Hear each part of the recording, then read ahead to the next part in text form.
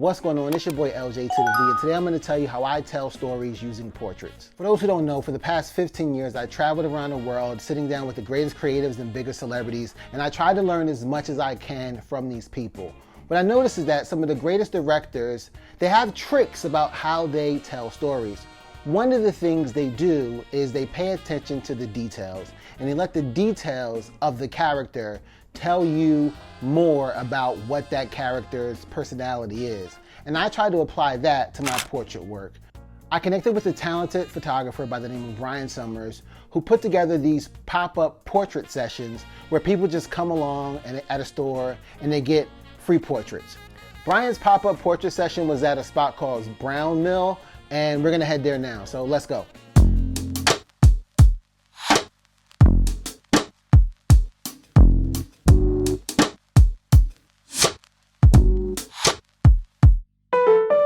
This is Brian Summers. But I should always have content, as long as I have time to edit, or as long as I find somebody to edit that. And then I take those shots, come back, and then I'm able to like talk about it, you know, and like go over it and review it. In order to tell his story, I decided to snap some pictures of his Polaroid camera. His YouTube page is filled with Polaroid content, as well as a ton of other valuable information on how to be a photographer.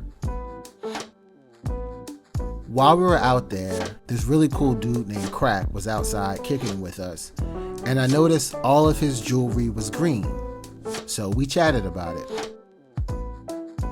Green is a really tranquil color that represents the vibrations of growth, new beginnings, health, harmony, and peace.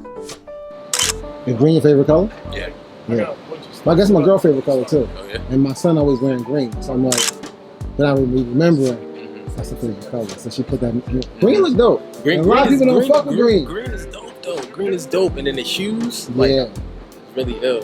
His energy was great, and it's these small details that speak volumes of someone. So that's what I decided to focus on in my photography. Green is really dope, like hunter green, forest green. Yeah. Really dope. Like, and I work in color, so. What'd you do? I'm a color producer. Oh, nice. Next, I took pictures of a lady named Asia who just loved her city. Because I'm from Newark. You from Newark? And I'm a hustler. And so I always tell people, they'll always ask me, like, where you from? I'm like, from Newark. They'll be like, really? I'm like, ooh, go ahead, underestimate it. Awesome. The longer you underestimate it, the more I can find. Yeah. I love that. Newark is for hustlers. Newark's a great city. Asia's currently in law school, and she works for the Board of Education at the same time.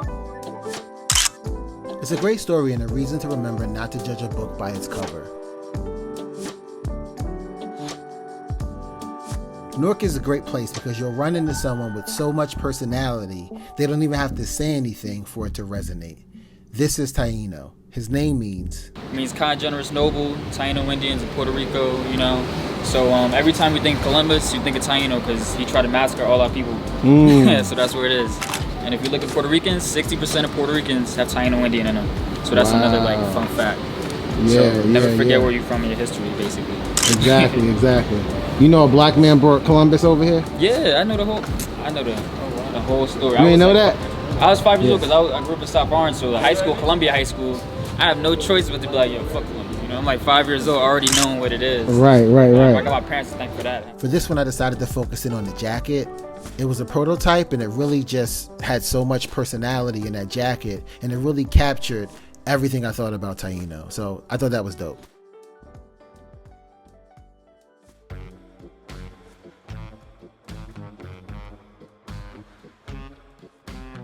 I love Newark because it's filled with so much culture that just resonates on the streets, and the people are unapologetically themselves. This is a young lady named Drea. Tell me about your earring. I got them in Atlanta at a, it's like a black marketplace for entrepreneurs called the Village Retail. So they have like a black co-working space, and then they have a marketplace with a bunch of different black-owned businesses, and this was one of the businesses, so yeah. What spoke to you about those earrings? I just love them, no fuss, and they're so cool. They're wooden too. They're hand-painted. Yeah, they're dope.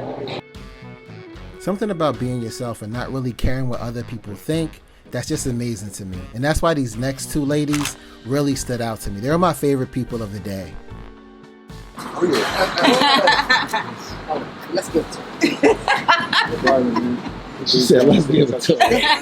You can just see the personality that speaks in this portrait. I really love it. Her hair just pops. I'm sucking my gut, right? And her saying I'm gonna suck in this gut was just amazing. I really, really, really loved it. So in my photography, what I did was I tried to really connect with my subject. We had conversations about something that I found very interesting about them.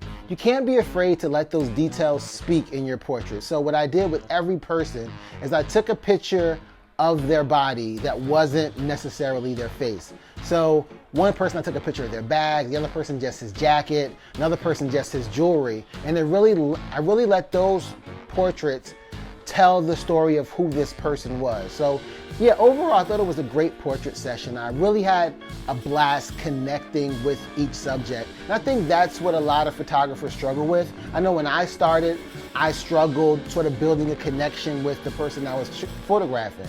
So now what I do is I really just double down on the conversation, making them feel at ease, creating a dialogue about back and forth about something they're wearing or a common interest, and really just building off of that. Once that person is at ease, then they're a lot more comfortable in front of the camera. You can just take their picture and snap and really capture who they are. So yeah, I'm gonna keep this video relatively short. Let me know if you would liked it. I'm gonna be doing more of these videos. Try to do them every week, every 2 weeks, and yeah, please feel free to subscribe.